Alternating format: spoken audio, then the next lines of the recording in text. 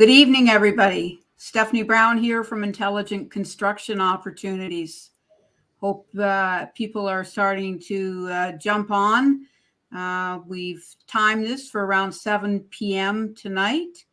I've got my good colleague here, Buddy Brumley, Senior Superintendent with Skiles Group from Texas, joining us tonight. And we look forward to having what we hope is a pretty interactive and robust conversation amongst us all.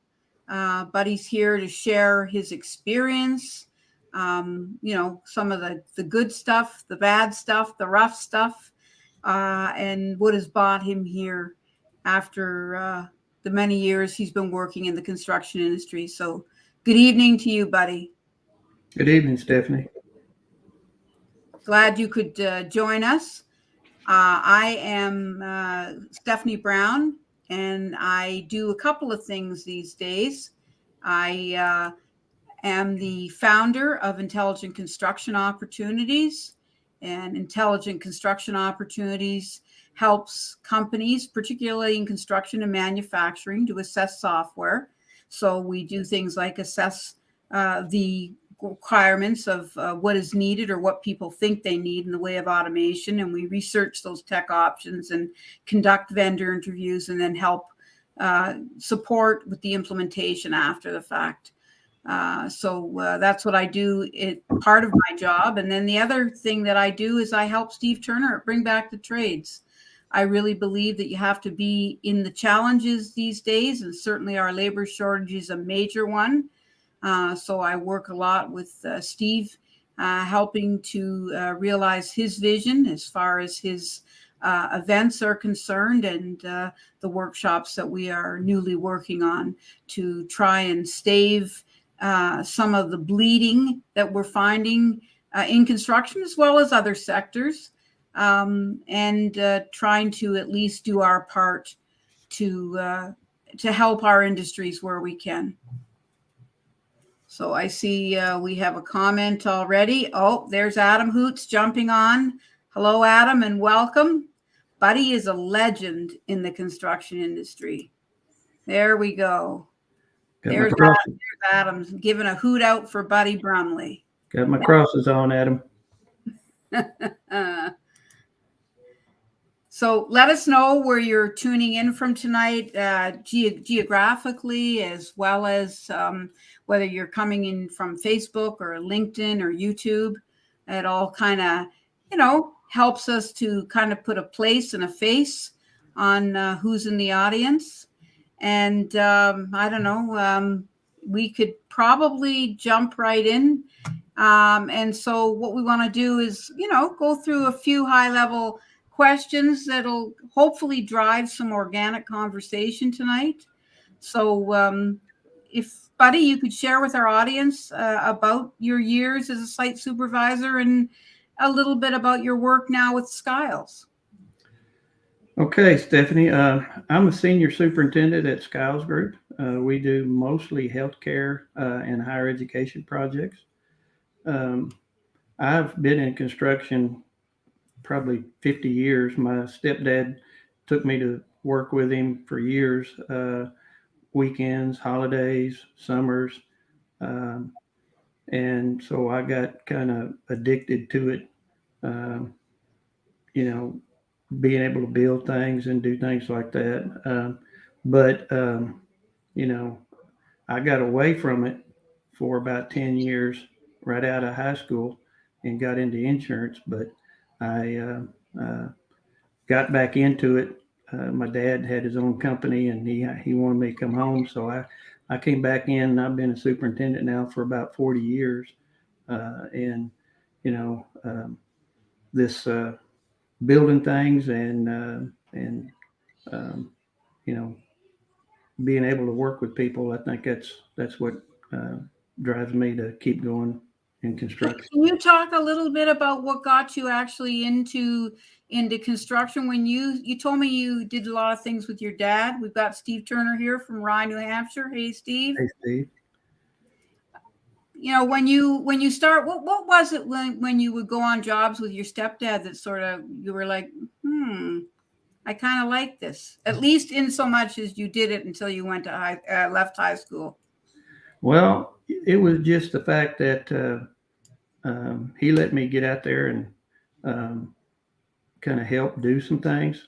Back in the old days, it wasn't quite as much safety in being looked at, but he let me get out there and do some work. There's even an old story about my grandfather was a union carpenter, and he saw me out there working. And next thing I know, my stepdad's coming out of the trailer saying, "Son, you're gonna have to come in the trailer. Your grandpa's fixing to picket the job." So my own grandfather was fixing to picket the job to keep me from being able to work. So that was a little different, but Your introduction to politics right off the bat. Right, right. So it was a different time back then, but you know, it was good to see what my stepdad was doing and being able to be a part of it, uh, and learn some things. Smash your finger a few times with a hammer, and you know, learn to get your hand out of the way. Started pretty early. And so how old were you when you went on the site when you were a kid? It was right around 14.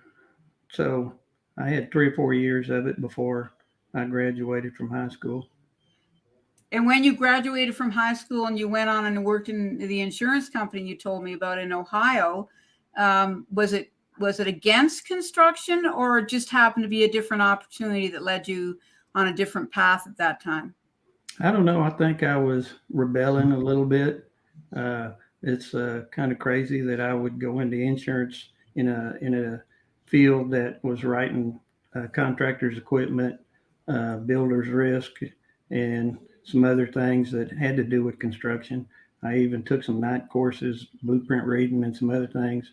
Um, just while I was doing that, I don't know that I knew that I was coming back into it, but I I had 3 weeks vacation, Monday through Friday, pretty cushy job, and uh, had the chance to come back and been a superintendent ever since. So it worked out. So what factors would you say as a superintendent really light you up in the job? I mean, every job's a little different, but can you maybe tell us little specific things? Is it trade partners? Is it customers? And give us some examples of what, Well, I think the we don't build the same thing over and over again. I mean, there's always something different about it. Uh, there's different trade partners. There's different owners that we work for. New equipment, new materials. I mean, it changes. Just about the time you get used to something, it changes, and so that's what keeps it interesting. Having to kind of have that learning curve. Uh, I think that's what kind of had me in the other industry, was that it was pretty repetitious, kind of boring, and the things that we're doing here now, especially now with continuous improvement and things like that, and focusing on our employees. I think that's the part that I really are enjoying right now as I get older. So as far as continuous improvement is concerned, how do you apply the principles of continuous improvement when, to your point, your jobs are changing all the time, the kinds of builds that you're doing, the trade partners are different each job. How do you account for continuous improvement on the job so that, obviously your projects, particularly with Skiles, are getting better and better? Oh, that's a good question. Trying to think how the best way to answer that. The being able to work with different people all the time is just it makes you have to stop and think, okay, how do I handle this person? How do I make this better?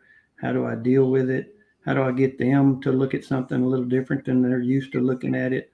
We're constantly challenged with, there's a certain number of teammates that always like to kind of push you a little bit, and it's my job to try to figure out a way to get them to do what they need to do with a different frame of mind.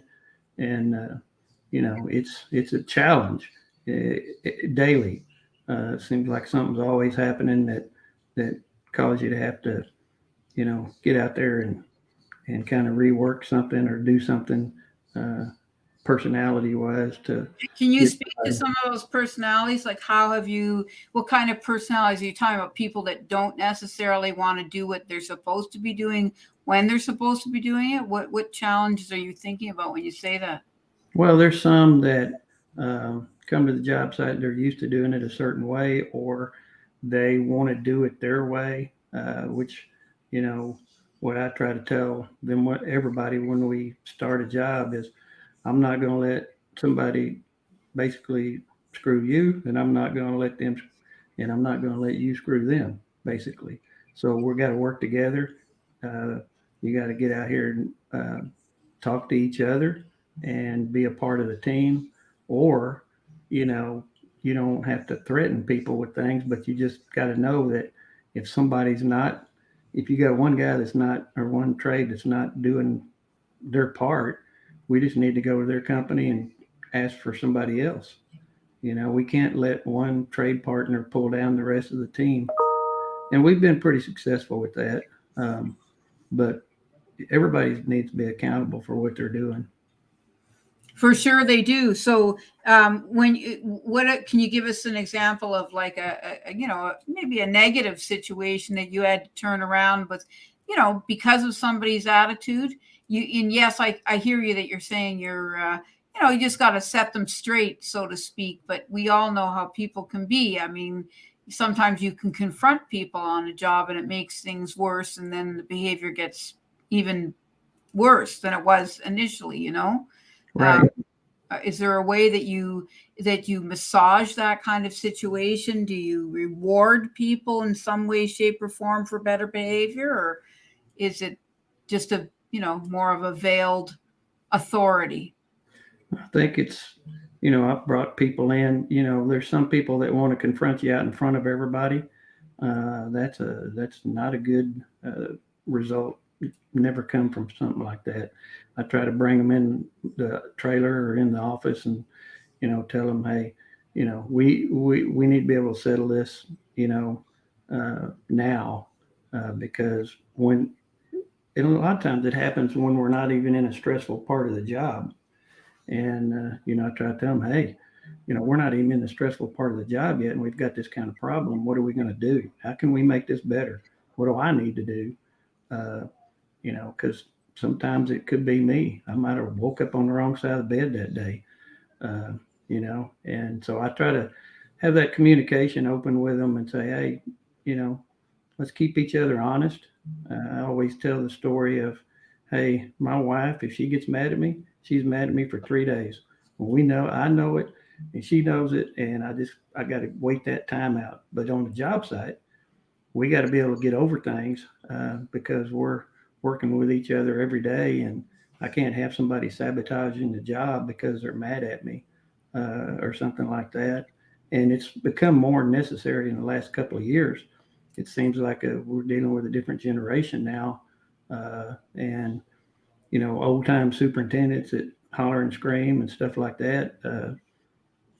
People would walk off the job on you. And so we're in a different time now, and we got to continually be changing with the time to try to figure out what it takes to get somebody to get them across the finish line. That's good. You got your buddy Armando on. Hey, buddy, he says. Yeah. And we've got Thomas LeMay here from Charlotte, another buddy of yours. Yeah. It's a buddy club, buddy. That's what it is. I'm fortunate to be able to run with some of these people. It's a different world than it used to be now where we can cross company lines and talk to each other and share ideas, and people aren't worried about somebody stealing somebody. We're just all trying to get better. And so I think it's a good time to be in construction. Yeah, well, I mean, I think people like you that have, the experience, and, it's like we talk about, you've got more rear view mirror than windshield.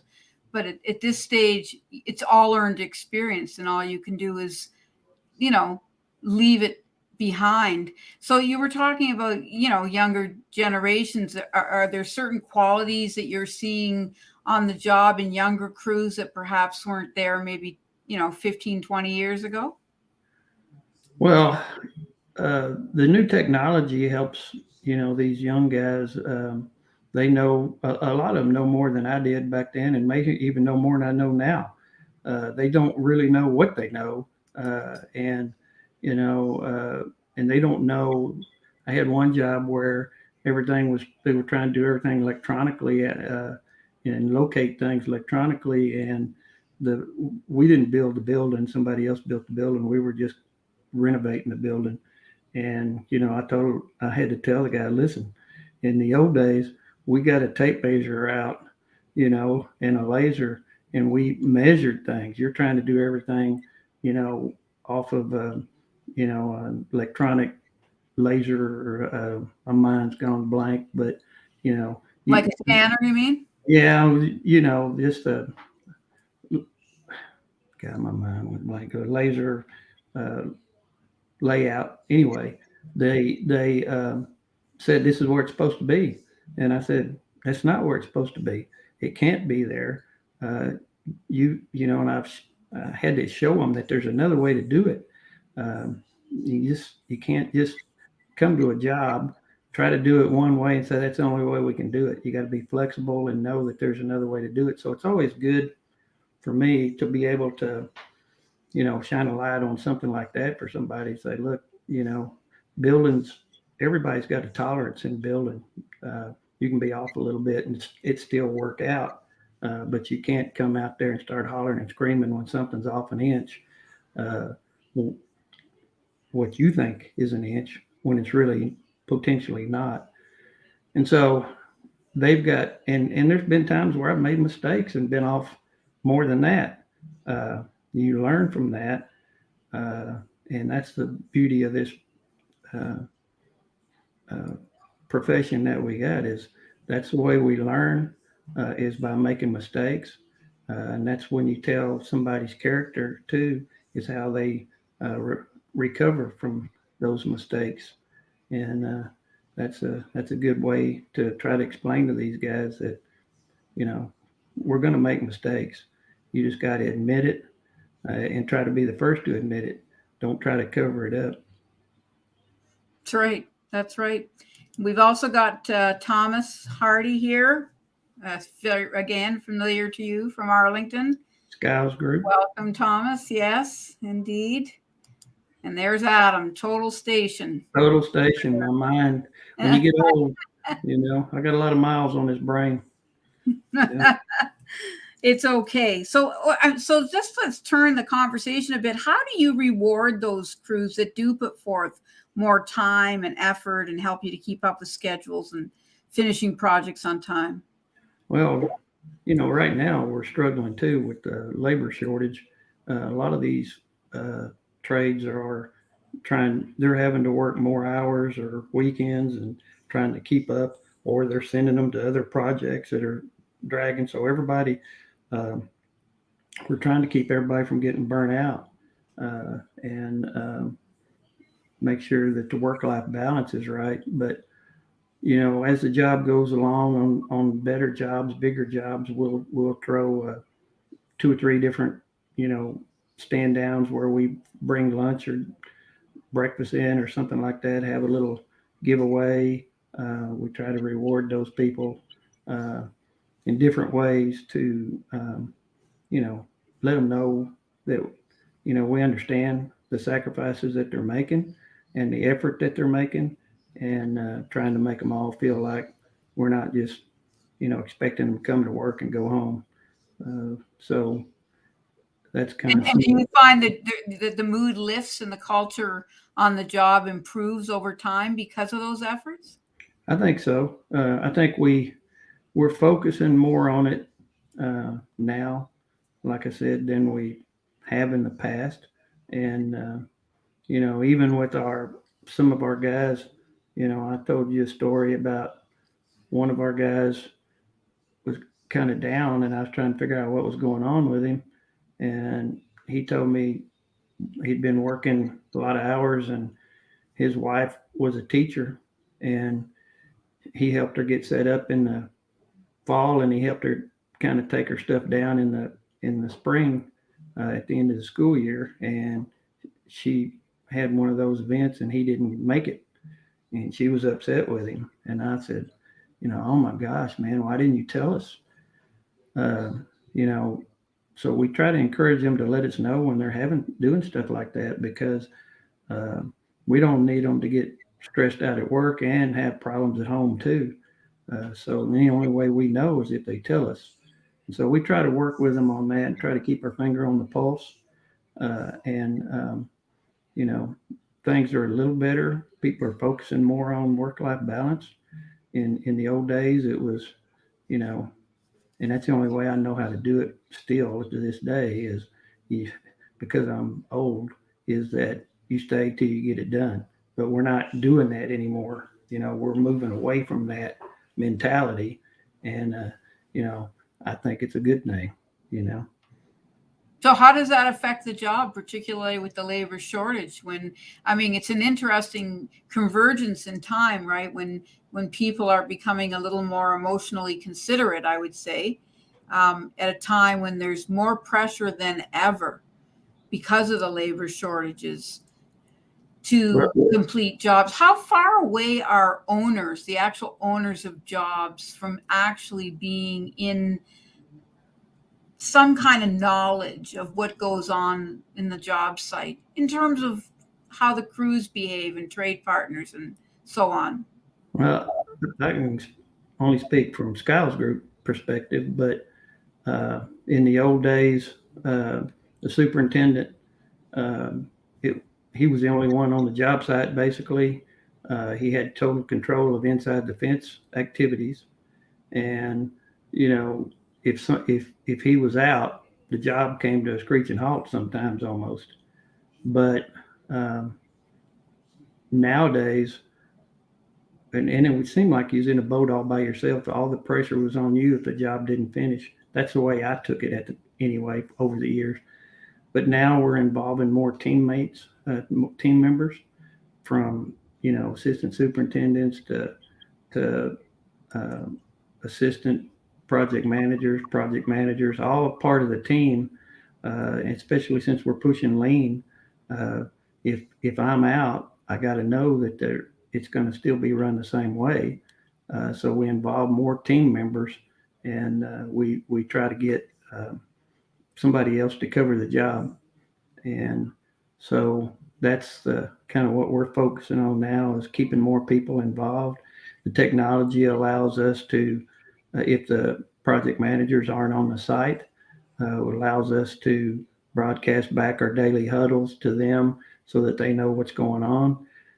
They can ask us questions, and they're involved to a point where it's not just me that knows what's going on. If I get run over by a truck, the job's going to be finished just like it started out. And so that's a comforting feeling for me that I don't think we had in the past. It's interesting just to, I think that those are, good comments and great justification for technology on the job, and good for you for recognizing it and not making it an either or kind of, well, my generation didn't do it that way, so therefore, what do we need it for? You are fully recognizing that if technology is used for holistic reasons and they actually are going to affect the overall outcome, and the technology has been designed effectively, then that's all it should be considered a way to help the project. We've got Thomas LeMay making a good point here. He says, can we start calling it a labor attraction and retention shortage? And I guess not a labor shortage. And I suppose we can, if we put a better spin on it, perhaps, it's not going to sound so dire. And so I don't mind, Thomas, trying that on tomorrow morning when I talk about it. So be rest assured. What do you think, Buddy? Oh yeah, no, Thomas, I enjoyed listening to his podcasts and things that they do with him. He's got a lot of knowledge for his age uh, to be spreading around. My ears perk up every time he comes up with something like that. Well, there we go. All right. So tomorrow it's a labor attraction and retention. We'll start using those words. Thank you for that, Thomas.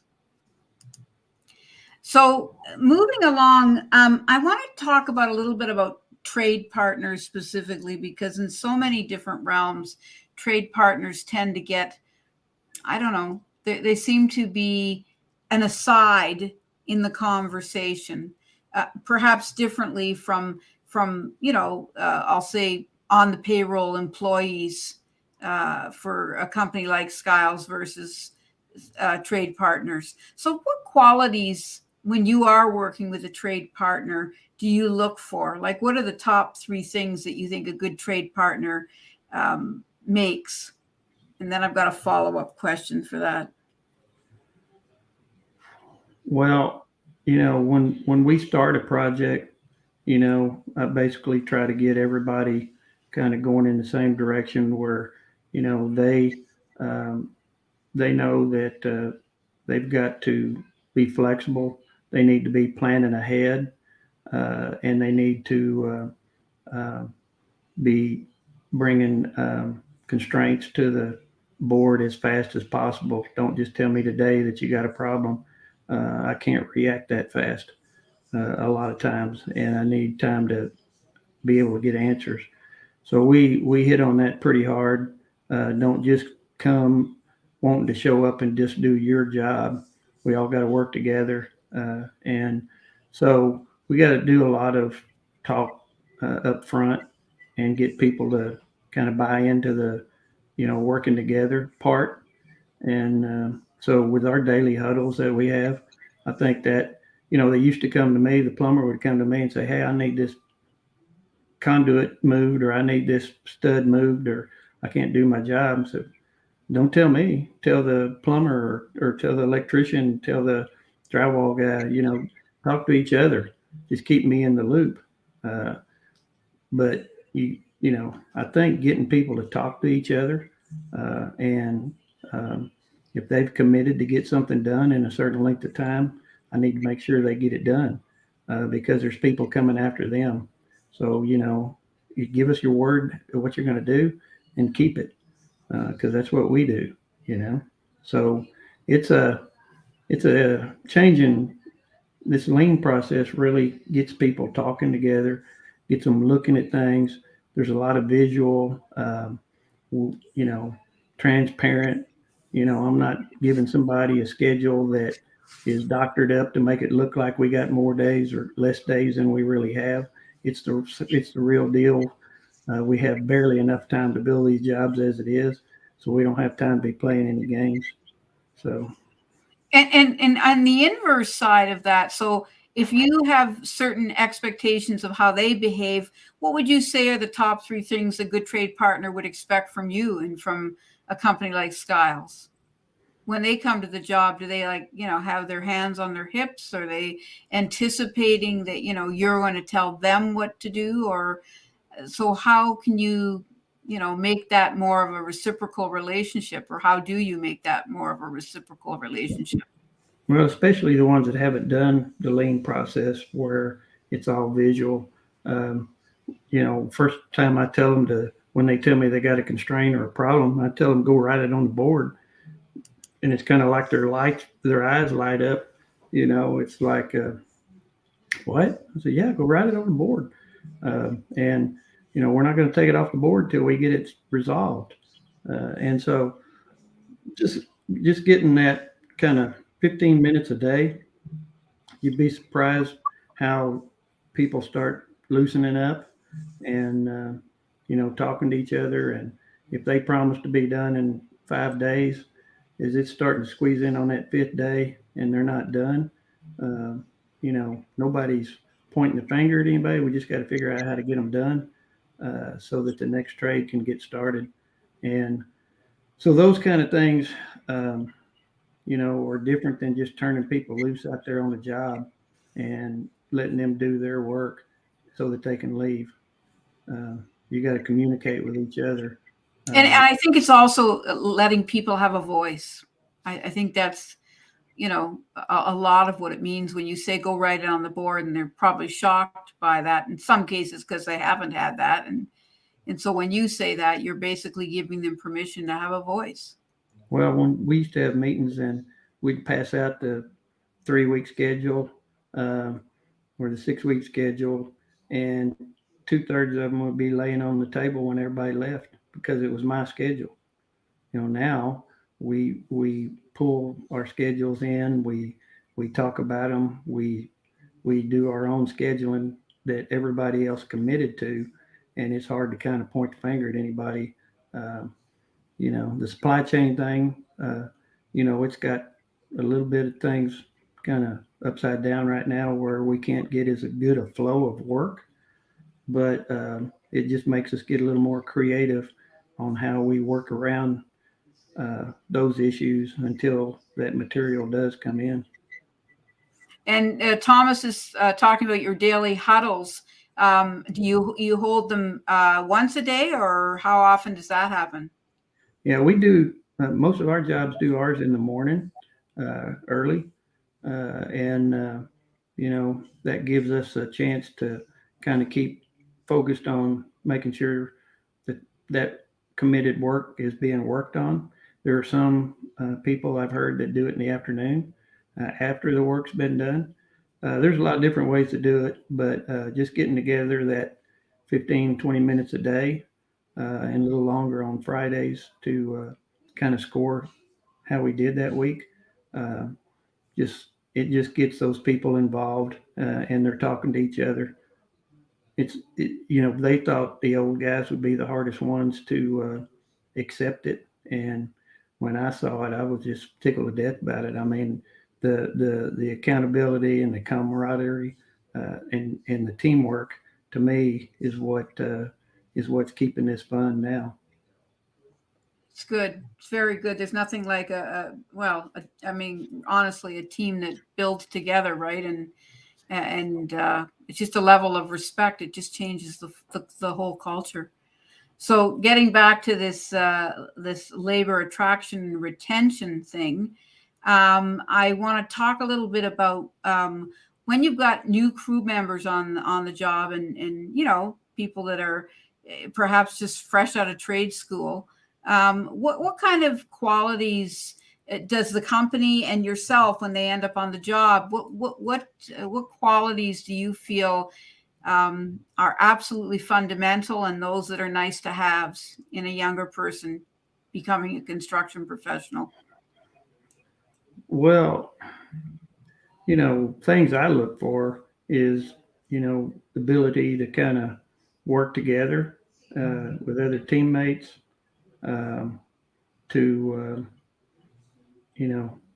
make sure that they show up like they're supposed to, that their heads there every day.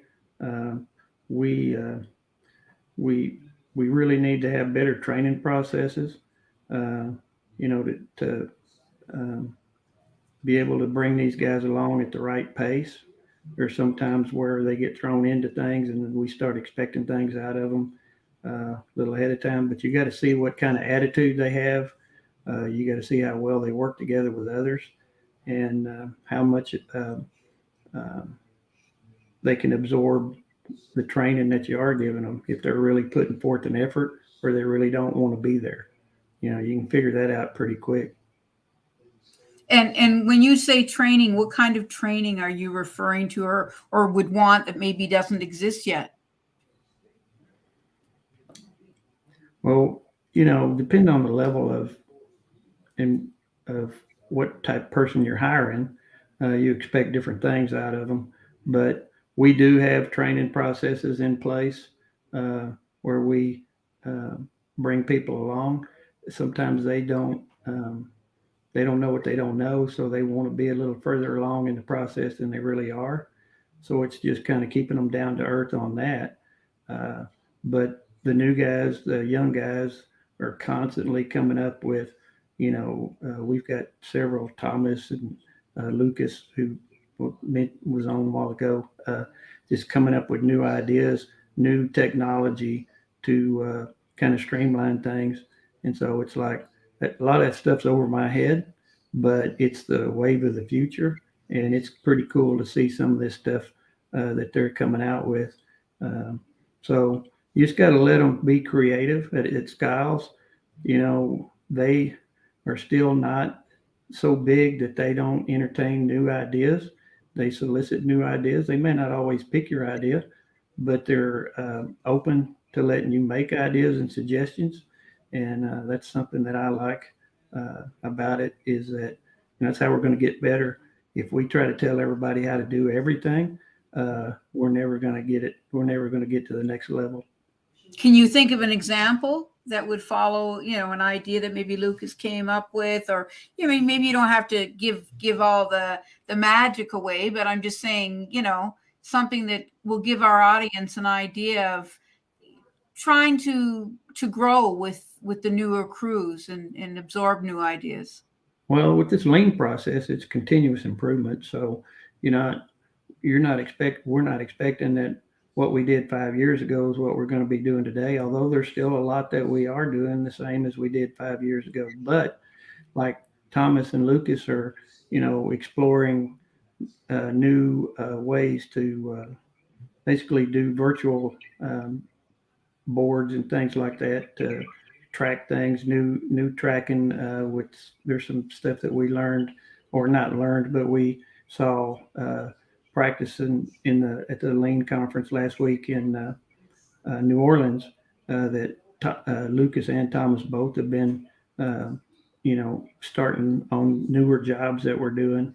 And so I'm excited to give them a little bit of time to get those in place and then go over there and get to see it in action.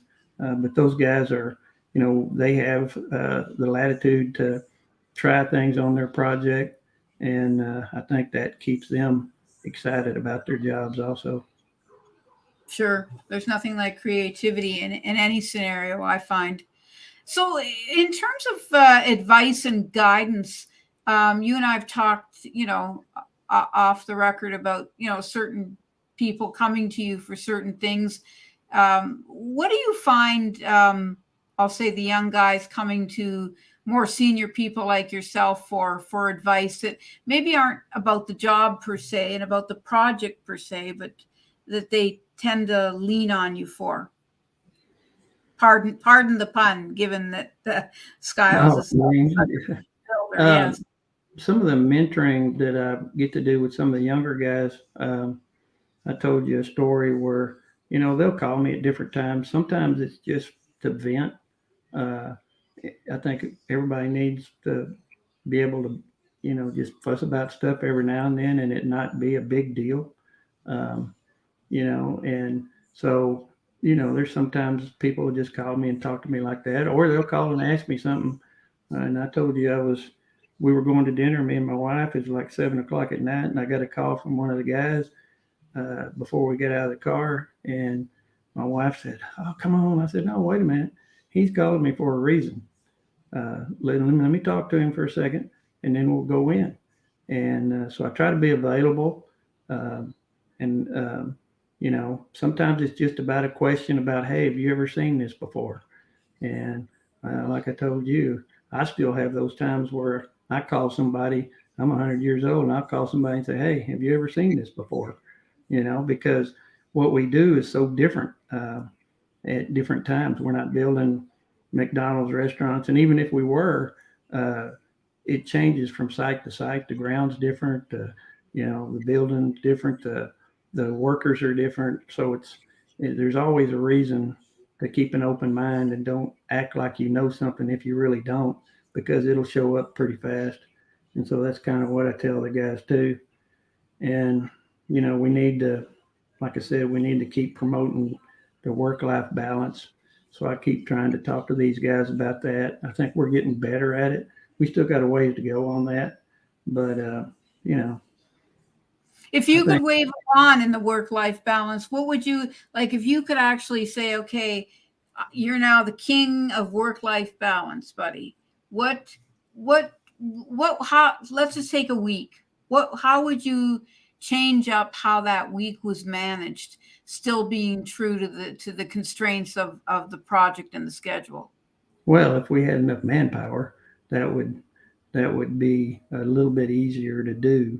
But you know, I think that if we can try to keep a better handle on that, because what happens when we get burnt out or we start having problems at home, it starts causing um, it maybe not be considered mental health issues, but it could be such a burnout that it affects you at home too. And in the old days, if you came to work with problems at home, it was kind of frowned on, looked down on like you were kind of a weakness. And it's not a weakness. It's it's being human. And everybody's life is not always perfect. I get up on the wrong side of the bed sometimes, and I tell the guys at the job, hey, let me know if I'm getting a little sideways. I don't intentionally do that, and I'll walk it off or something like that. The big picture is that if we can keep our sights on mental health of our workers, then and let them know that we care about that, then I think that our retainage of people will be better. Yeah, for sure, for sure.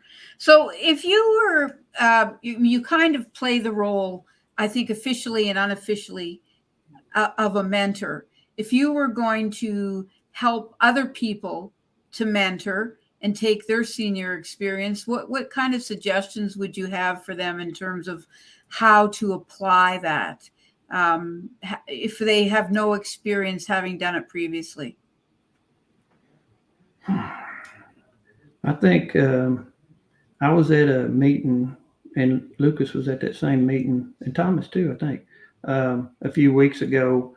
On it's similar to they were talking about labor shortages and things like that, and kind of how to appeal to younger people and things like that. And it's like how do I make time out of an already busy schedule? I think Lucas even asked a question of how do we find that time, and the answer was, if you're passionate enough about it, you'll find the time to be able to do that.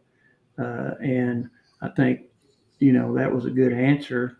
And I think it kind of gets back to, I've taken a lot out of construction, basically spent a lot of lifetime in it.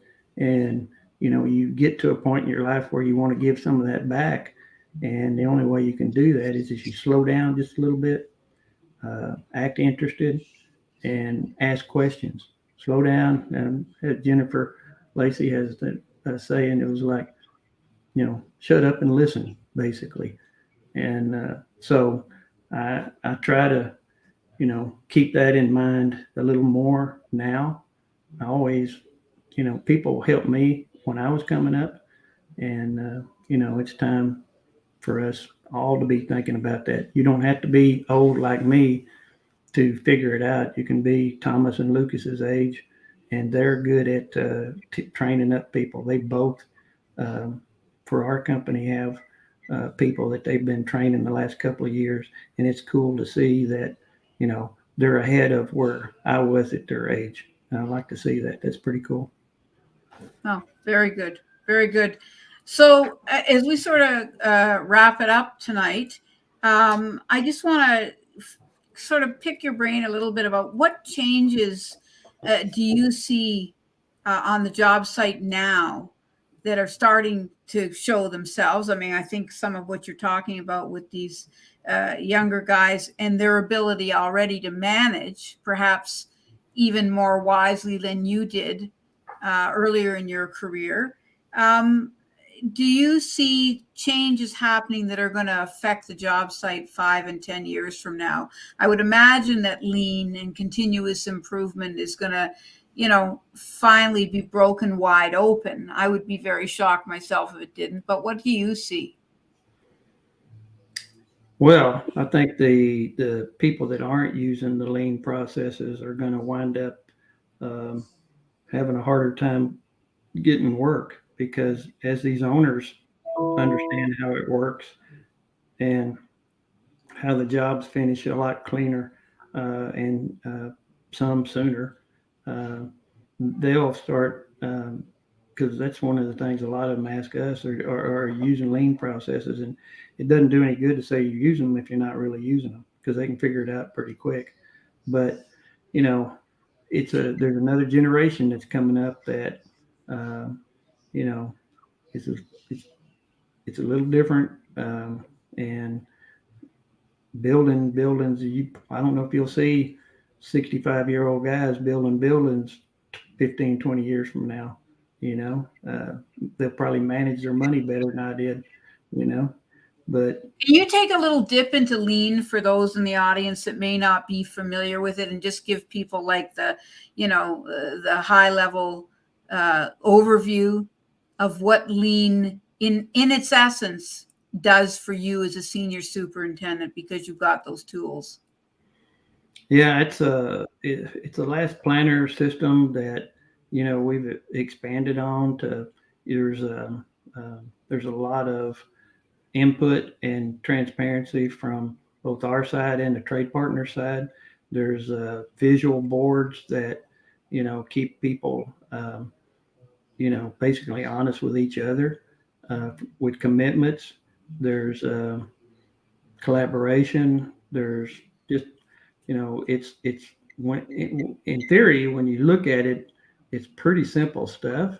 It's just um, people that haven't seen it may be scared to try to use it, when you know if we get them started, and let's start them slow, whether they just do the daily huddle where they meet with all the foremen and get them talking to each other, start working in the other aspects of it, where you got the 3-week board where you plan your workout and your manpower, and work your way all the way up to visual boards where you can highlight areas where problems are. Like, we put the plans on the wall with plexiglass over them, or there's some companies that use laminated plans, something you can draw on, something that can be marked up to where you can track the activity, so that and work in a flow.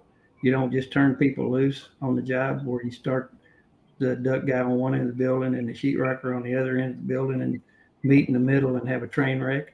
There's an actual flow to the job. Get everybody bought into that right at the start, which direction we're going, and work your way out the door. But it's just a different process of accountability to keep everybody accountable, and focused on all the milestones that are coming up. Well, if I dare summarize, it's sort of like a macro awareness of the site versus a micro awareness, where each individual is trying to complete their task, their job, their part of the build. But lean brings a broader perspective to it. And then of course you've got tact and other things. Do Right. you use tact at all at Skiles? Lucas is trying that on his project, and so that's one project that we're going to start it on. He's already started it on it, and it looks pretty intriguing to me. He's shown me kind of how it's working on his project, and it's even a little more streamlined than what we're doing. So it's just a matter of trying it, getting used to it, and then spreading it out to other people. Once we see the success he's going to have with it, then it'll be something that other people say, "Hey, that's pretty sharp. Let me try that." And it's just having a plan, having a better plan, and getting everybody to commit to it. That's kind of what my easy explanation of it is. Well done, Buddy. Well, I want to thank you again for coming on late this afternoon for you and early this evening for me, and sharing your experience as a superintendent and spreading around the wisdom that you have, and you've earned it, so you should be very proud of it. So thank you again for participating. And as we close up here, I just want to remind everyone, I'm Stephanie Brown from Intelligent Construction Opportunities. And if you're looking to choose the best software for your projects, give us an email at info@intelops.com. And last but not least, remember to subscribe to the Intelligent Construction Opportunities YouTube channel. And I think for tonight, we'll call it a wrap. Buddy and I are working on a few things behind the scenes, and dependent upon who was on the call tonight, please feel free to reach out to us at info@intelops if you have any other questions or you want to discuss anything. We're working on a mentor map right now, and we'd be happy to share that with you. So I'll say we're going to end it there. Again, thank you, Buddy. I appreciate it. Have a good night, everybody. You're welcome, Buddy. Good night.